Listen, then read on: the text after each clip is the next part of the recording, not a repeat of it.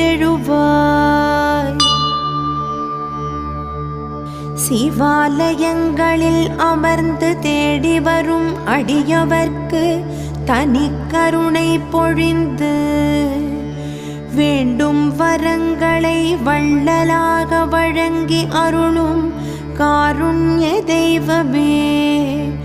விழித்தெழுவாய் விழித்தெழுவாய் ஆதியே பரஞ்சோதியே தக்ஷிணாமூர்த்தியே விழித்தெழுவாய்.